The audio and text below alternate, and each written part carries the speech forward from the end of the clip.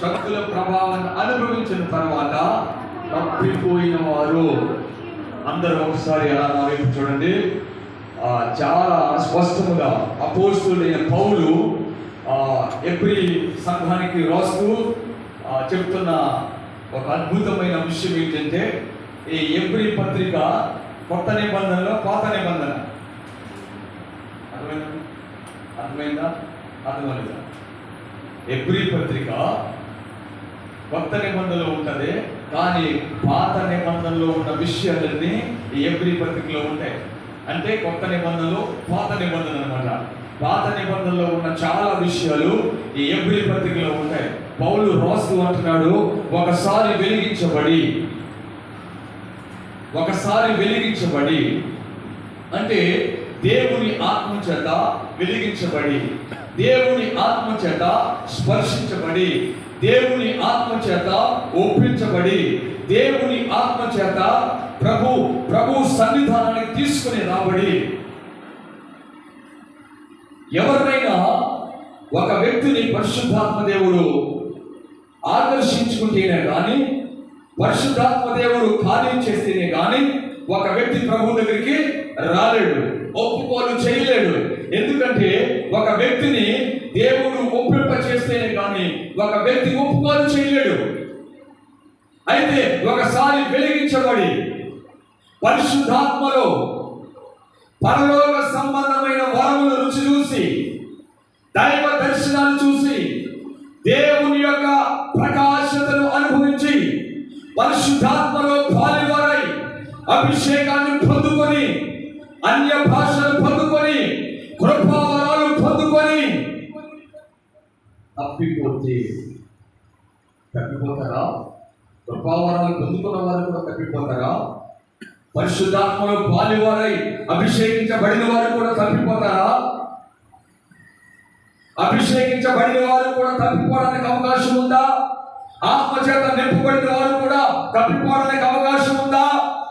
ఆత్మచేత నడిపించబడిన వారు, ఒకప్పుడు దేవుని బలము కలిగిన వారు, పరలోక దర్శనాలు చూసిన వారు, పరలోక సంబంధమైన వరములను చూసిన వారు, దైవ ప్రత్యక్షతలో అనుభవించిన వారు తప్పిపోతారా? పౌలు చెప్తా ఉన్నాడు, తప్పిపోతే ఏం జరుగుతుంది?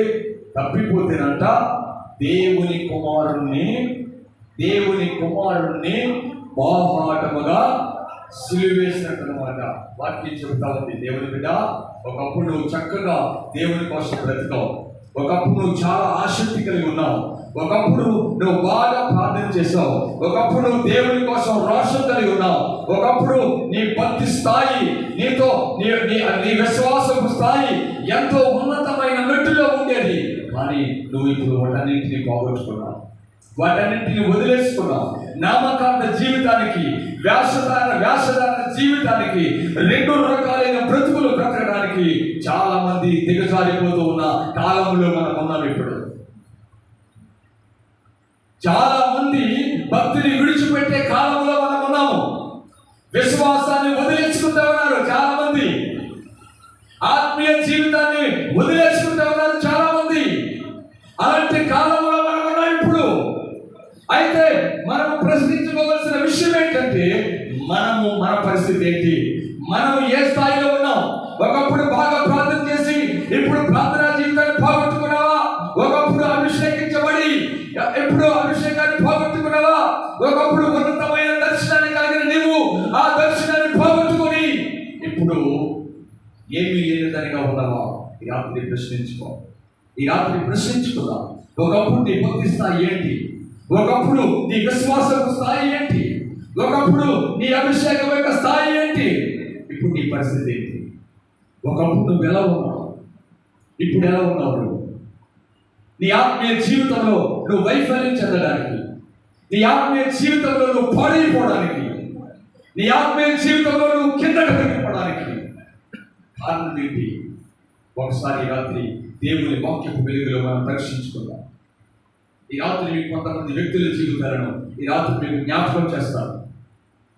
మొట్టమొదటిగా దేవుని సంఘానికి పునాది లాంటి వాడు, ప్రభువు చేత పిలువబడి నువ్వు బండవి అని దేవుని చేత సాక్ష్యాన్ని పొందిన పేతురు జీవితాన్ని కనుక మనం జ్ఞాపకం చేసుకున్నట్టయితే, పేతురు యొక్క జీవితము, పేతురు ప్రభు దగ్గరికి వచ్చేటప్పటికి అతడు తన సమస్తాన్ని విడిచిపెట్టి ప్రభు దగ్గరికి వచ్చాడు.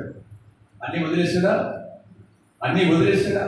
ప్రభు దగ్గరికి వచ్చేటప్పటికి అన్ని వదిలేశాడు. వదిలేశాడు, వల వదిలేశాడు, బంధువులు వదిలేశాడు, అందరినీ వదిలేశాడు, తన కుటుంబాన్ని వదిలేశాడు. అన్ని వదిలేసుకుని ప్రభు దగ్గరికి వచ్చాడు. ప్రభు దగ్గరికి వచ్చి సమస్తము మేము విడిచిపెట్టి నేను వెంబడిస్తున్నాం, మాకేం దొరుకుతుంది అని ప్రభుని అడిగాడు. మేము సమస్తాన్ని వదిలేసి దగ్గరికి వచ్చాం కదా, మేము సమస్తాన్ని వదిలేసినందుకు మాకేం దొరుకుతుందని ప్రభుని అడిగాడు.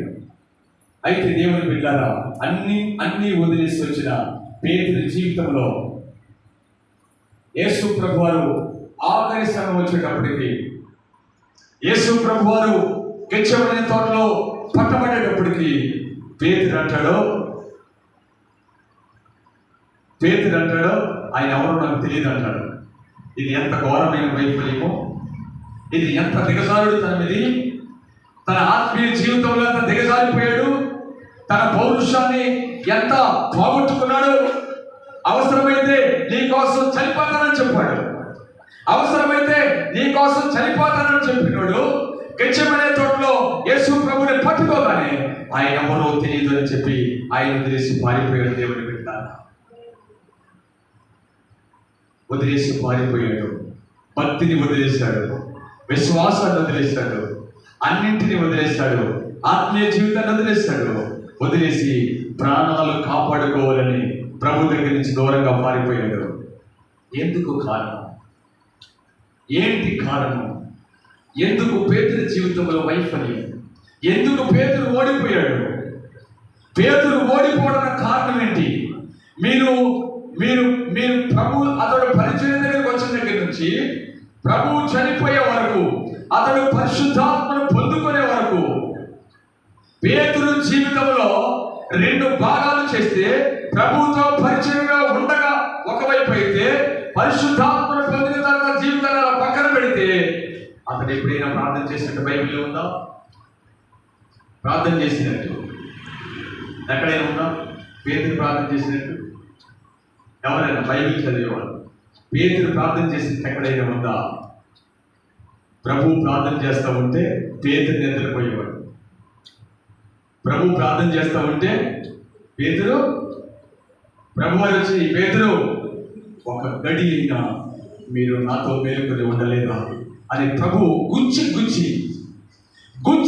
అడుగుతూ ఉంటే, ప్రభు అడుగుతూ ఉంటే ప్రభు మాటలు విన్నాడు. కానీ ఎప్పుడు ప్రార్థన చేయలేదు పేతురు. ప్రార్థన చేయవలసిన పేతురు నిద్రపోతూ ఉండేవాడు. శరసాల్లో తీసుకెళ్ళి శరసాల్లో అయితే ఏమో కష్టం వచ్చినప్పుడైనా ప్రార్థన చేయాలి కదా, బాధ వచ్చినప్పుడైనా ప్రార్థన చేయాలి కదా. జైల్లోకి తీసుకెళ్లారు, జైల్లో వేశారు, ఖైదీల మధ్యలో ఉన్నాడు, అక్కడ కూడా నిద్రపోతా ఉన్నాడు. అదే పౌలు జైలు వేస్తే ఖైదీలు కూడా నిద్రపోనేవాళ్ళు. అదే పౌలు జైలు వేస్తే ఖైదీలు కూడా నిద్రపోకుండా ఆలైట్ పేరు పెట్టేశాడు. అతడు కష్టాల్లో ఉండి, శోధనలో ఉండి, కాళ్ళు చేతులకు బండాలు బిగించబడి, బెత్తము చేత దెబ్బలు కొట్టబడి, శరీరం అంతా అంచు నెలకొట్టబడి, దెబ్బలు కొట్టబడి, శరీరము సహకరించకపోయినా, కాళ్ళు చేతులు సహకరించకపోయినా, మధ్య రాత్రి వేళ ప్రార్థన చేస్తూ, ఆరాధన చేస్తూ, కన్నీటితో దేవుని వైపు చూస్తూ, ఎవరిని నిద్రపోకుండా చేశాడు పౌలు. ప్రార్థించవలసిన పేతురు నిద్రపోతూ ఉన్నాడు. అలసిపోయి దెబ్బలు తిన్న నిద్రపోవలసిన పౌలు ప్రార్థన చేస్తూ ఉన్నాడు. పేతురు వైఫల్యానికి ఒక భయంకరమైన కారణం ఏంటయ్యా అంటే, అతని జీవితంలో ప్రార్థన లేకపోవడం. అతడు ప్రభుతో ఉన్నంతకాలం ఎప్పుడు ప్రార్థన చేసినట్టుగా లేఖనంలో రాయబడలేదు. ఎక్కడ కూడా ప్రార్థన చేసినట్టుగా దేవుని వాక్యం చెప్పట్లేదు. పేతురు ప్రార్థించిన మాట ఎక్కడా కనపడదండి. పేతురు నిద్రపోయినో, పేతురు నిద్రించినో, పేతురు నిద్రించెను. దేవుని బిడ్డలారా, ప్రార్థన లేకపోవడము పేతురు యొక్క వైఫల్యానికి కారణమైంది. ఈ రాత్రికాల సమయంలో ఒక మాట అడుగుతూ ఉన్నాను నేను, నువ్వు హృదయపూర్వకంగా ప్రార్థన చేసి ఎంతకాలమైంది? ఏడ్చి ప్రార్థన చేసి ఎంతకాలమైంది? నీ గుండెని, నీ హృదయం అంతటిని ప్రభు పాదముల దగ్గర పరిచి ఎంతకాలమైంది? హృదయపూర్వకముగా నువ్వు దేవుని ఎదుట కన్నీరు కాచి ఎన్ని సంవత్సరాలైందో ఒకసారి ఆలోచించుకో. దేవుని దగ్గర ప్రార్థన చేస్తున్నావా? ప్రార్థన చేయని పేతురు ఓడిపోయాడు. నువ్వు ఓడిపోవడానికి, నీ కుటుంబం ఓడిపోవడానికి, నీ జీవితంలో నువ్వు ఆశీర్వాదం పొందకపోవడానికి, దేవుడు నీకు సహాయం చేయకపోవడానికి నువ్వు ప్రార్థన చేయకపోవడమే కారణం. ఒకసారి ఆలోచించు. దేవుని దగ్గర ఒకసారి ఆలోచించు. ప్రార్థన చేస్తున్నావు? నీకు వ్యక్తిగత ప్రార్థన జీవితం ఉందా? నీకు వ్యక్తిగతంగా ప్రభువుతో గడిపే సమయం ఉందా? నీకు వ్యక్తిగతంగా ప్రభు పాదం దగ్గర కూర్చుని హృదయపూర్వకంగా ప్రార్థన చేసే ఆ ప్రార్థన గంటలు నీకున్నాయా? ఈ రాత్రి ఆలోచించుకో. దేవుని బిడ్డ, నువ్వు ఇక్కడే ప్రభుతో గడపలేకపోతే నువ్వు రేపు పరలోక రాజ్యంలో ఎలా ఉంటావు? నువ్వు ఎక్కడే ప్రార్థన చేయకపోతే, ఇక్కడే నీకు ప్రార్థన చేయడానికి సమయం లేకపోతే నువ్వు దేవుని రాజ్యంలో ఎలా వెళ్తావు? నువ్వు ఎలా దేవుని సన్నిధానంలో ఉంటావు? ఎలా దేవుని ఆశీర్వాదాలు అనుభవిస్తావు? ఈ రాత్రి ఆలోచించు. ఉందా నీకు ప్రార్థన? వ్యక్తిగత ప్రార్థన జీవితం ఉందా? నీ కుటుంబం కోసం కన్నీరు కార్చగలుగుతూ ఉన్నావా? నీ బిడ్డల కోసం ప్రార్థన చేయగలుగుతూ ఉన్నావా? నువ్వు ప్రార్థన యొక్క శక్తిని నువ్వు అర్థం చేసుకుంటూ ఉన్నావా? నువ్వు నీ జీవితంలో అద్భుతం జరగాలంటే ప్రార్థన ద్వారా మాత్రమే జరుగుతుందనే సంగతి మర్చిపోకూడదు. నీ ఆత్మీయ జీవితంలో నువ్వు ఉన్నతమైన వెట్టుకెళ్ళాలంటే నువ్వు ప్రార్థన చేయడం ద్వారా జరుగుతుందని మర్చిపోకు. నీ జీవితంలో స్వస్థత కలగాలంటే అది ప్రార్థన ద్వారా జరుగుతుందనే సంగతి మాత్రం మర్చిపోకు. కాబట్టి రాత్రి కాల సమయంలో ప్రార్థన యొక్క శక్తిని ఈ రాత్రి మనం అర్థం చేసుకుందాం. ప్రార్థన ద్వారా స్వస్థతలు జరుగుతాయి, ప్రార్థన ద్వారా అద్భుతాలు జరుగుతాయి, ప్రార్థన ద్వారా దేవుని శక్తిని అనుభవిస్తాం. ఉందా నీకు ప్రార్థన చేయాలి? ఎంతమంది ప్రార్థన చేస్తారు? వ్యక్తిగతంగా ఎంతమంది దేవునితో గడుపుతారు? ఎంతమంది దేవుని స్వరము వినడానికి ఇష్టపడతా ఉన్నారు? ఎంతమంది మోషేలాగా నేను కూడా ఆ సేనాయు అనుభవంలోకి వెళ్ళాలి అనుకుంటున్నావు? ఎంతమంది ఉన్నారు ఇక్కడ? నువ్వు ప్రార్థన చేస్తే నీ జీవితంలో నువ్వు తప్పకుండా భోజనం చూస్తావు. పేతురు ఓడిపోవడానికి కారణం ప్రార్థన చేయకపోవడం. నువ్వు ప్రార్థన చేయకపోతే నీ జీవితంలో కూడా ఓడిపోతావు. నువ్వు ప్రార్థన చేయకపోతే. నువ్వు ప్రార్థన చేస్తే నువ్వు అద్భుతాలు చూస్తావు. నువ్వు ప్రార్థన చేస్తే దేవుని యొక్క శక్తిని చూస్తావు. నువ్వు ప్రార్థన చేస్తే దైవ ప్రత్యక్షతలు నీ ముందుకు రాబోతూ ఉన్నాయి. దేవుని బిడ్డలారా, ఈ రాత్రికాల సమయంలో అర్థం చేసుకోండి. ఒక కుటుంబంలో అవిటివాడైన కొడుకున్నాడండి. అవిటివాడు అది యేసు ప్రభు నమ్ముకున్న కుటుంబం వాడది. అవిటివాడిగా పుట్టాడు. తల్లి చిన్నప్పటి నుంచి సాగుతూ ఉంటే చాలా కాలం యవనస్తుడు అయిపోయే వరకు ఆ తల్లి అతన్ని పెంచుతాడు. యవనస్తుడైన తర్వాత అన్ని ఇంకా మంచం దగ్గర ఉంటే తల్లి సాగిని చేయలేక, ఒరే నువ్వు బ్రతకలేదు, బ్రతికినోడు కాదు, చచ్చినోడు కాదు, మమ్మల్ని నువ్వు ఇబ్బందులు పెట్టేస్తున్నావు, నువ్వు చచ్చిపోయినా బాగున్నాడు రా బాబు, మాకు ఈ శర తప్పులని చెప్పి తల్లి అనేటప్పటికి వాడు చాలా బాధ చేసి ఇంకెందుకు చచ్చిపోదాము, ఇంకా జీవితం వేస్ట్, ఇంకా చచ్చిపోదాం అనుకోండి తీర్మానం చేసుకుని ఊరి చివరికంట వెళ్ళిపోయి రాజుతో కొట్టుకుని చచ్చిపోదాం అనుకున్నాడు. అర్ధరాత్రి వరకు ఆగాడు. అర్ధరాత్రి కూడా కాళ్ళు నడవలేవు, మంచం మీద నుంచి అలా పడిపోయి దేక్కుంటూ ఊరి చివరికంట వెళ్ళిపోయాడు. ఊరి చివరికంట వెళ్ళిపోయి సరే చనిపోయే ముందు ఒక చిన్న ప్రార్థన చేద్దాం అని చెప్పి ప్రార్థన చేస్తూ ఉన్నాడు. అసతోమ సద్గమయ, తమసోమ జ్యోతిర్గమయ, మృత్యోర్మ అమృతాగమయ. దేవుడా నువ్వు ఉన్నావా అని దేవుడు అడుగుతూ ఉన్నాడు. అలా అలా అలా ఎప్పుడైతే దేవుని వైపు చూసి ప్రార్థన చేశాడో పరలోకము తెరవబడింది. దేవుని యొక్క ప్రత్యక్షత అతని దగ్గరికి దిగొచ్చింది. ప్రభువు దిగి వచ్చాడు. ప్రభువు దిగి వచ్చి అతన్ని స్వస్థపరచడమే కాదు, అతనితో మాట్లాడాడు. దేవుని బిడ్డ, నువ్వు కేకేసావు కదా, నేనే ఆ మార్గాన్ని, ఆ సత్యాన్ని, ఆ జీవాన్ని నేనే అని చెప్పి ప్రభు అతనితో మాట్లాడి అతన్ని స్వస్థపరిచినప్పుడు కాళ్ళు బాగా అయిపోయాయి, చేతులు బాగా అయిపోయాయి. ప్రభు వెళ్ళిపోయిన తర్వాత నడుచుకుంటూ వస్తావన్నాడు.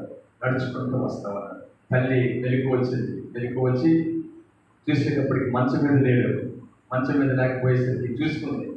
అయ్యో ఏమైపోయాడని చెప్పి రాత్రి వేళ వెతుక్కుంటూ వస్తూ ఉంటే ఒక యవనస్తుడు వస్తూ ఉన్నాడు. ఎదురుకుండా, బాబు ఎవరైనా ఒక కుర్రోడు ఇలా తాకుంటూ వెళ్ళాడా, దేకుంటూ వెళ్ళాడా బాబు అని అడుగుతూ ఉంటే ఆ చెమ్మ చీకటి వేళ అతడు చెప్తూ ఉన్నాడు, అమ్మా నేనే అమ్మా, నేనే చచ్చిపోదాం అనుకున్నాను.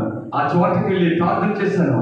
అసతోమ సద్గమయ, తమసోమ జ్యోతిర్గమయ అని పిలిచినప్పుడు ప్రభు ప్రత్యక్షమయ్యాడు. ప్రభు దిగి వచ్చాడు. ప్రభు దిగి వచ్చి నాతో మాట్లాడి నన్ను స్వస్థపరిచి నన్ను బాగు చేశాడమ్మా. నేను ప్రభువును చూస్తాను, నేను ప్రభువు నన్ను దర్శించాడు అని తన తల్లికి సాక్ష్యం చెప్పగలిగి దేవుని కోసం సాక్షిగా బ్రతికాడు. దేవుని బిడ్డ, ఈ రాత్రి కాల సమయంలో పేతుల్లాగా నువ్వు నిద్రపోతా ఉన్నావా? పౌలులాగా నువ్వు ప్రార్థన చేస్తూ ఉన్నావా? నీకు ఒక వ్యక్తిగతమైన ప్రార్థన జీవితం ఉందా? ప్రార్థన ద్వారా అద్భుతాలు జరుగుతాయనే సంగతి ఈ రాత్రి మనం జ్ఞాపకం చేసుకున్నాం. పేతురు మరలా దేవుని ఆత్మ చేత నింపబడిన తర్వాత, దేవుని ఆత్మ చేత తాకబడిన తర్వాత సంఘానికి ఒక బలమైన రాయిగా మారిపోయాడు. సంఘానికి ఒక బలమైన నాయకుడిగా మారిపోయాడు. తిరిగి తన జీవితాన్ని ప్రభువుకు అప్పగించుకున్నాడు. కానీ బైబిల్లో ఒక వ్యక్తి ఉన్నాడండి, అతను కూడా తప్పిపోయాడు. కానీ అతడు ప్రభు దగ్గరికి రాలేకపోయాడు. అతడే ఇస్కరియోతు యోధుడు. అతడు తప్పిపోయాడు కానీ ప్రభు దగ్గరికి రాలేకపోయాడు. ప్రభు దగ్గరికి రాలేకపోయి ఉరి వేసుకుని చనిపోయాడు. అయితే ఉరి వేసుకుని చనిపోయిన యోధ, తప్పిపోయిన యోధ ఏం పోగొట్టుకున్నాడో నీకు ఈ రాత్రి కొన్ని విషయాలు చెప్తాను.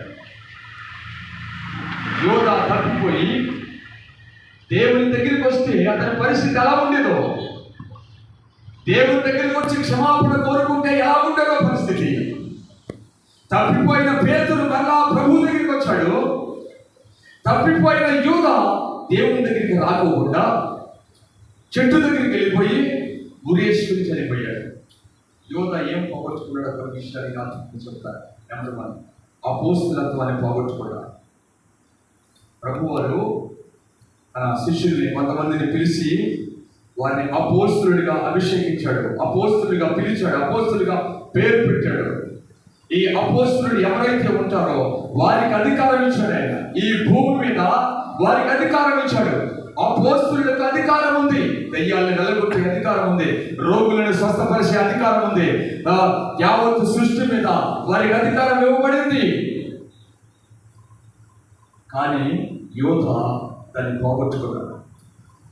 తప్పిపోయిన వారు ఏం పోగొట్టుకుంటారో ఈ రాత్రి ఆలోచించుకో దేవుని బిడ్డ. యోధ తప్పిపోయాడు, అపోస్తలత్వాన్ని పోగొట్టుకున్నాడు. ప్రభు 12 మంది శిష్యుల్లో యోధ కూడా ఒక అపోస్తలుడిగా ఉండాలి.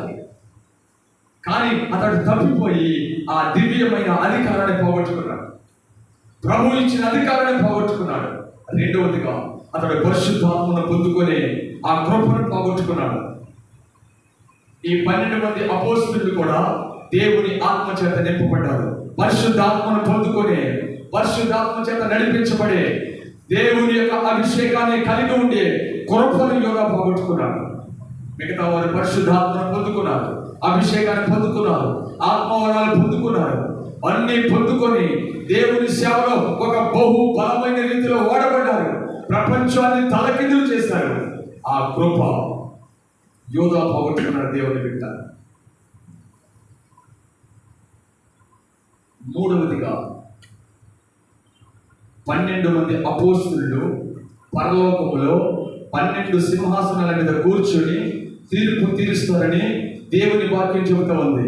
పరలోకములో 12 సింహాసనాల మీద అపోస్తలులు కూర్చుంటారు. ఆ కూర్చున్న ఆ సింహాసనం మీద ఇస్కరియోతు యోధ ఉండాలి. కానీ అతడు ఆ పరలోక రాజ్యంలో దేవుని సింహాసనం మీద కూర్చుండి, ప్రభు ఇచ్చే సింహాసనం మీద కూర్చుండి ఇశ్రాయేలు ప్రజలకు, యావత్తు ప్రపంచానికి తీర్పు తీర్చే అధికారాన్ని, కృపను పోగొట్టుకున్నాడు దేవుని బిడ్డలారా. భూమి మీద తప్పిపోయాడు, పరలోకంలో సింహాసనం కోల్పోయాడు దేవుని బిడ్డలారా. తీర్పు తీర్చే ఆధిక్యతను పోగొట్టుకున్నాడు. నాలుగవదిగా నూతన యెరూషలేముకు ఒక పునాది ఉంది. ఆ నూతన యెరూషలేము యొక్క పునాది మీద 12 గోత్రాల పేర్లు, 12 మంది అపోస్తలుల పేర్లు ఉంటాయి. ఒక రాయి మీదో లేదంటే ఒక పక్క గోడ మీదో యోధా పేరు కూడా ఉండాలి.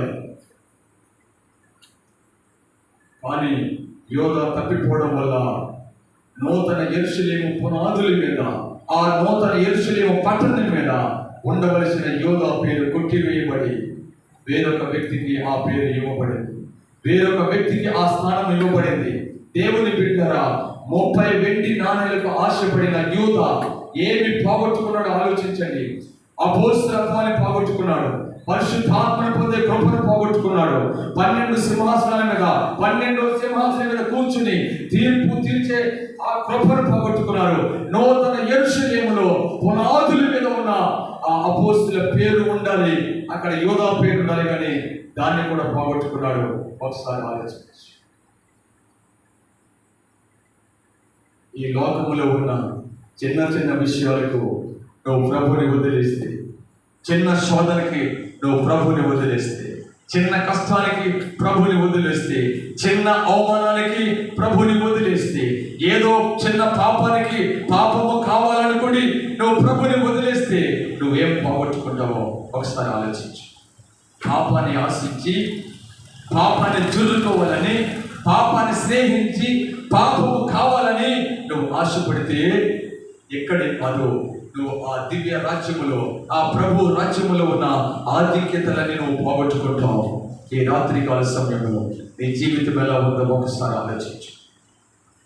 నీ బ్రతుకు ఎలా ఉందో ఒకసారి ఆలోచించు. నీ ఆత్మీయ జీవితం ఎలా ఉందో ఒకసారి ఆలోచించు. నువ్వు పరిశుద్ధ జీవితం వైపు అడుగులు వేస్తున్నావా, లేదంటే అపవిత్రత వైపు అడుగులు వేస్తున్నావా? ఈ రాత్రికాల సమయంలో దేవుని కోసం నిలబడగలుగుతున్నావా, లేదంటే నువ్వు పాపము తట్టు తిరిగి లోకంలో కొట్టుకొని వెళ్ళిపోవాలనుకుంటున్నావా? ఈ రాత్రి ఆలోచించు. ఎంతో మంది దేవుని కోసం రోషం కలిగి ప్రాణాలు సైతము దేవుని కోసం అర్పించిన వారు చరిత్రలో ఉన్నారు. దేవుని బిడ్డలారా, ప్రాణాలను ప్రభు కోసం దారపోసిన వారు చరిత్రలో ఉన్నారు. పోలీకార్ప్ అనే గొప్ప దైవజనుడు ఉన్నాడు. అపోస్తలుడైన యోహానుకు శిష్యుడిగా ఉన్న వ్యక్తి ఈయన పోలీకార్ప్. ఎంతమంది ఉన్నారు పేరు? పోలీకార్ప్ ఎంతమంది ఉన్నారు? నిద్రపోయే వాళ్ళు అందరం దేవుని నామానికి స్తోత్రాలు చేద్దాం. హల్లెలూయా. మంచిదమ్మా. పోలీకార్ప్ ఎంతమంది ఉన్నారు? పేరు విన్నారా? ఎప్పుడైతే విన్నారా పోలీకార్ప్? ఏం వింటున్నారు? మరి ఏమంటారు? మొగల్ రేకుల సీరియల్ అంటారా? కార్తీక దీపం, చిన్నారి పెళ్లి కూతురు వింటారా? విన్నప్పుడు సరిపోతుంది. ఎవరి దగ్గర సమాధానం చూసారా? వింటారా? పోలీకార్ప్ గురించి మీకు తెలీదా? ఒక ఆవిడ ఉందంట, కరోనాలో అన్ని దీపాలు ఆరిపోయినా కానీ మా దీపం ఆరిపోలేదందంట. కరోనాలో అన్ని దీపాలు ఆరిపోయినాయి కానీ మా దీపం ఆరిపోలేదందంట. కార్తీక దీపం ఆగలేదంట. అది ఆవిడ భావం. అర్థమైందా? ఒకసారి పాస్టర్ గారు పెద్ద మీటింగ్ పెట్టారంట. మీటింగ్ పెట్టి నా ఓటు ఒకటి గ్యాగేసి వాక్యం చెప్పమన్నాడంట. వాక్యం చెప్పమనేటప్పటికీ పాస్టర్ గారు చెప్పారంట, పాస్టర్ గారండి మీరు వాక్యము 9 గంటలకల్లా చేసేయాలన్నాడంట. 9 గంటలకల్లా వాక్యం అయిపోవాలి అన్నాడంట. ఈ మాస్టర్ గారి కోపము ఏం అర్థం అవ్వలేదు. దీనికి అర్థం అవ్వకపోతే పాటలు పాడేస్తారు. 6 గంటలకు వచ్చేస్తారంట సంఘం. అది 6 గంటలకు వచ్చేసి 9 గంటలకు వెళ్ళిపోతారంట. దీనికి ఆశ్చర్యం వేసిందంట. అయిపో ఇది 6 గంటలకు వెళ్ళిపోతారండి, అనుకోవాలి పోరాడుకోవాలి కదా, ఎలా వస్తారు 6 గంటలకు? లేదండి, మా సంఘం 6 గంటలకు వచ్చేస్తారా, 9 గంటలకు వెళ్ళిపోతారు అన్నాడంట. అలాగే 6 గంటలకు టెన్షన్గా వచ్చేసారంట, పాటలు పాడేయారంట, ఆరాధన చేశారంట, ఊగిపోయారంట, అలా చేశారంట, ఎలా చేశారంట. పాస్టర్ గారికి వాక్యం ఇచ్చారంట 8 గంటలకి. పాస్టర్ గారు వాక్యం చెప్తా ఉన్నారంట. దేవుని ఆత్మ అలా నడిపిస్తూ ఉన్నాడంట. టైం 9 అయిందంట. వెనకాల నుంచి వెళ్ళిపోతారంట, ఒక్కొక్కరు వెళ్ళిపోతారంట. పాస్టర్ గారు వాక్యం అందలేదు, ఇంకా ఆత్మ నడిపిస్తూ ఉన్నాడు. నడిపిస్తూ ఉంటే వాక్యం చెబుతూ ఉన్నాడు. వాక్యం చెబుతూ ఉంటే సగం మంది ఖాళీ అయిపోయారు. అయినా మా అంతా ఇదినా ఇంకా వాక్యం చెబుతూ ఉన్నాడు. ఆత్మ ప్రేరేపిస్తూ ఉంది. ఆ వాక్యం చెబుతూ ఉంటే మొత్తానికి పాస్టర్ గారు తప్ప పాస్టర్ గారు కూడా వెళ్ళిపోయారు. అందరూ వెళ్ళిపోయారంట. పాస్టర్ గారు అక్కడ ఉపయోగపడి కూర్చున్నాడు ఆయన. అప్పుడు అన్నాడు, పాస్టర్ గారు నేను చెప్పాను కదండి 9 గంటలకు వదిలేయమని. 9 గంటలకి మొబైల్ వెహికల్ సీరియల్ అవుతుందండి, ఎవరో ఉండరండి ఇక్కడ అని చెప్పాడు. మొబైల్ వెహికల్ సీరియల్ వస్తే ఎవరో ఉండరండి. మొబైల్ వెహికల్ సీరియల్ వస్తే దేవుని మందిరాన్ని వదిలేసి మొబైల్ వెహికల్ సీరియల్ చూడడానికి వెళ్ళిపోతారండి. ఆ సంఘం మన లోకంలో ఉంటుందండి ఇలాంటి సంఘం, దేవుని రాజ్యంలో ఉంటారండి ఇలాంటి సంఘం. ఎంత సిగ్గుకరమైన విషయాలండి. దేవుని సేవకుడు సంఘాన్ని ఖండించలేకపోవడం వల్లే కదండి ఇలా జరుగుతూ ఉంది. దేవుని సేవకుడు సంఘానికి దిద్దుబాటు చేయకపోవడం బట్టే కదండి సంఘం ఇలా తయారవుతూ ఉంది. చాలా మంది సేవకులు సంఘాన్ని ఖండించరండి. చాలా మంది సేవకులు సంఘాన్ని ఖండించరు. ఎందుకంటే వెళ్ళిపోతారేమని. వెళ్ళిపోతారండి. వెళ్ళిపోతారు. గురువులు వెళ్ళిపోతే గోధుమలు కొండైనా మిగులుతాయి. ఒక ఆయన చెప్పాడు, ఒక ఆయన ప్రార్థన చేశాడు ప్రభు దగ్గర, ప్రభువా నాకు 5 వ్యక్తులను అనుగ్రహించు. నాకు ఎవరంటే వాళ్ళు పాపానికి భయపడే వారిని 5 నాకు అనుగ్రహించు, ఈ ప్రపంచాన్ని నీ కోసం సంపాదిస్తానని చెప్పాడంట. ఎందుకంటే తప్ప ఎంతమంది ఉండేవాడిని? ఎందుకండి తప్పలు ఎందుకు? దేవుని కోసం రోషం లేని వాళ్ళు ఎంతమంది ఉంటే ఏంటి? దేవుని కోసం పౌరుషం లేనివాడు, అభిషేకం లేనివాడు, అగ్ని లేనివాడు ఎంతమంది ఉంటాయండి? అసలు నువ్వు దేవుని కోసం నిలబడాలి. నువ్వు ప్రభు కోసం నిలబడితే నువ్వు ప్రభు రాజ్యంలో ఉంటావు. నువ్వు దేవుని వాక్యం చెప్తా ఉన్నాడండి. దేవుని వాక్యం చెప్తా ఉంటే సైన్యం వచ్చేసి పోలీకాలను పట్టుకొని రాజుగారి దగ్గర తీసుకెళ్లారు. రాజుగారు అతనికి ఇచ్చిన శిక్ష ఏంటంటే ఇతని బతికి ఉండగా సజీవంగా దహనం చేయమని చెప్పారు. మనమైతే ఏం చేద్దాం? రాజుగారి కాళ్ళు పట్టేసుకుని బతికుంటే పరిస్థితులు నచ్చలే, ఏం పర్వాలేదు అని చెప్పేసి రాజుగారండి తప్పు అయిపోయిందండి, ఇంకెప్పుడు వాకింగ్ చెప్పనండి, ఇంకెప్పుడు ప్రార్థన చేయండి, ఈసారి వదిలేయండి నన్ను అని చెప్తాం మనం. ఆయన అలా చెప్పలేదు. ప్రభు కోసం చనిపోవడానికి సిద్ధపడి వెళ్ళిపోయాడు. ఒక చోటకి తీసుకెళ్లారు. ఒక స్తంభానికి అతన్ని కట్టేసి బ్రతికుండగానే చుట్టూ పొలాలు పేర్చేసేసి ఆ పొలాలు పేర్చేసి పెట్రోల్ పోసేసేసి అంటిస్తూ ఉన్నారు. చివరికి ఒక మాట చెప్పారు, హోలీ గాడ్, నువ్వు యేసు ప్రభుని వదిలేస్తే నేను బ్రతకనిస్తామని చెప్పి ఆయన చెప్పాడంట. 86 సంవత్సరాలు నా ప్రభు నన్ను ప్రేమించాడు. 86 సంవత్సరాలు నా ప్రభు నన్ను ప్రేమించాడు. ఆ ప్రేమని నేను ఎలా వదులుకోమన్నారు? నేను చనిపోతాను కానీ నేను ప్రభుని వదిలేది లేదని చెప్పి ఆయన కాల్చేస్తూ ఉంటే అలా కాలిపోతూ కూడా పాటలు పాడుతూ దేవుని ఆరాధిస్తూ బూడిదగా మారిపోయాడు దేవుని బిడ్డ. ఎలాంటి రోషం నీకుందా? ఎలాంటి తెగువ నీకుందా? ఎలాంటి సమర్పణ నీకుందా?